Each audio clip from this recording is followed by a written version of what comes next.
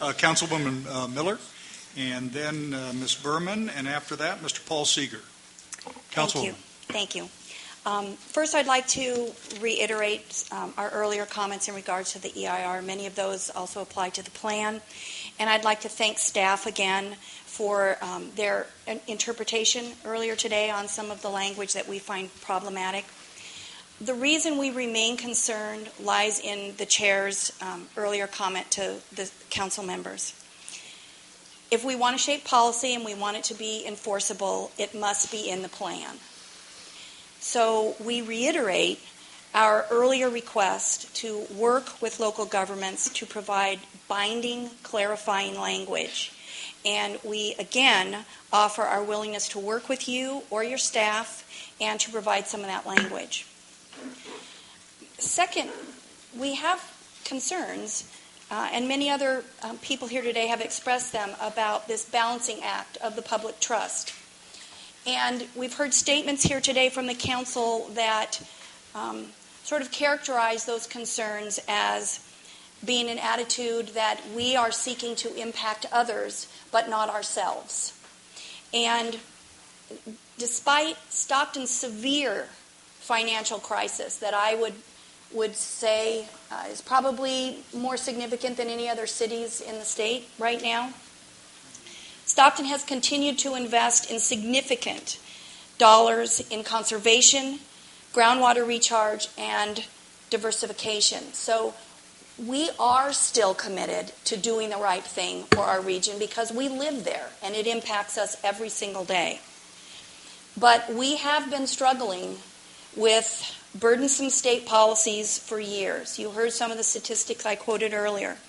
And we see and experience our region falling further and further behind the rest of our state.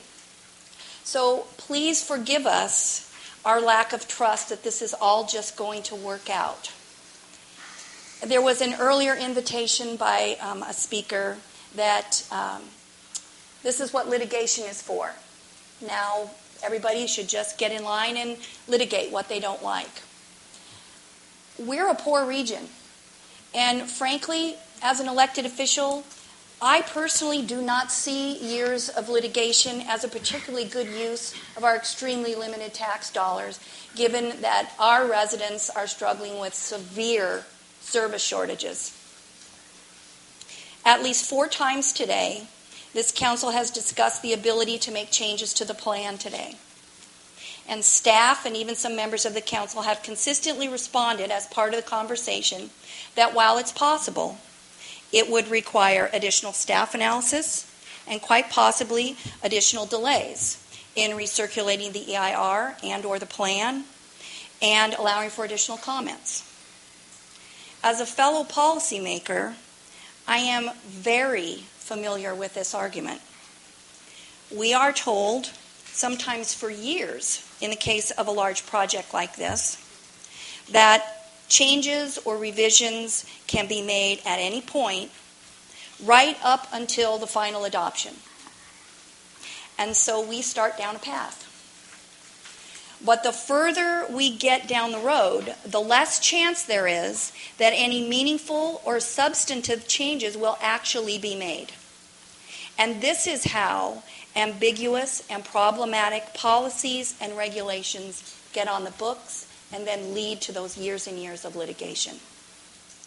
Numerous specific and legitimate concerns have been raised over the past several years and here today, some even by your own council members. And in response, the phrase has been, the time for planning is over.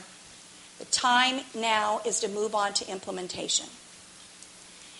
But expediency and the desire to just move on are not legitimate reasons to approve a problematic plan. Again, I urge respectfully this council to continue working with local governments and the stakeholders to bring the people of California a Delta plan that truly works for all of us. Thank you. Thank you, Councilwoman.